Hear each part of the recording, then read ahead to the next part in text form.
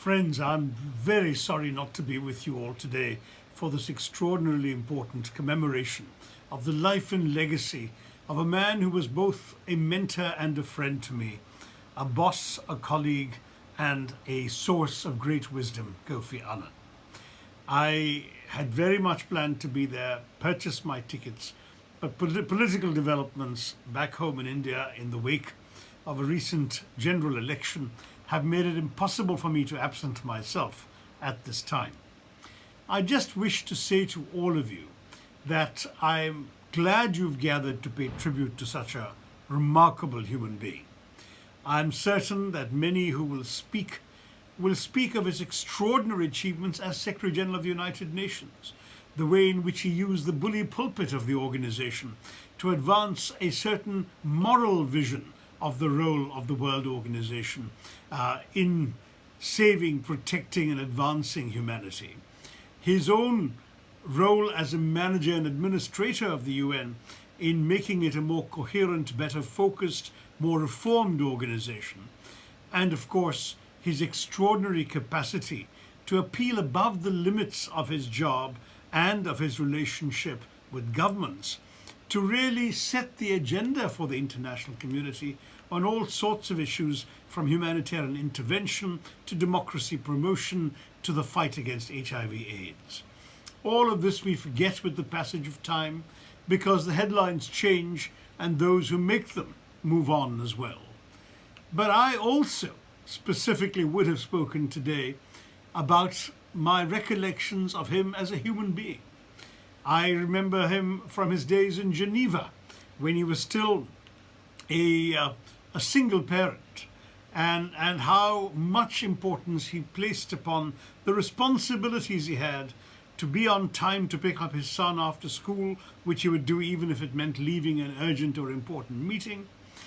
His extraordinary attention as a caregiver and parent, so much so that on one occasion when he regretted that he couldn't attend a function at his school, his son Kojo said, "But all the other mothers will be there," which was a wonderful reflection of that extraordinary maternal touch in his parenting.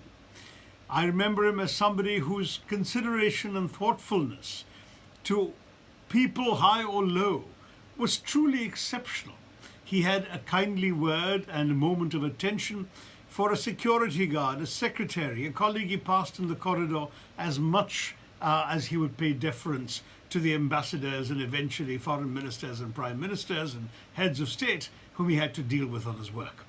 And there was always a personal touch to it. He would inquire about people's families. I've never heard him ask an unmarried colleague about a spouse or ask someone about a son who actually had a daughter. He had this extraordinary mind for people. He had a PhD in people. And that's why everyone who came across him absolutely loved being with him. I've never forgotten how the day the Nobel Peace Prize was announced, he came back to this extraordinary reception at the United Nations headquarters when the entire organization was aflame with excitement at his triumph, at this recognition of his greatness and his work. And yet, when we greeted him and he'd spoken briefly to the staff and was heading to his office, the first question he asked me in the elevator was about how my son's college applications were going. The fact that on the greatest day of his life to that point, that he could even think of somebody else's children facing a relatively less important hurdle was a measure of the largeness of heart that Kofi Annan brought to all his dealings with people, whether people who worked for him or just people he knew. I have missed him greatly since our paths parted professionally after he left the United Nations. I've had the privilege of seeing him and speaking to him on a few occasions since then. And when I spoke to him shortly after his 80th birthday, he had promised to come to India and specifically to my state of Kerala to celebrate his 84th, the birthday of 1,000 moons, which is for us a more important birthday than the 80th.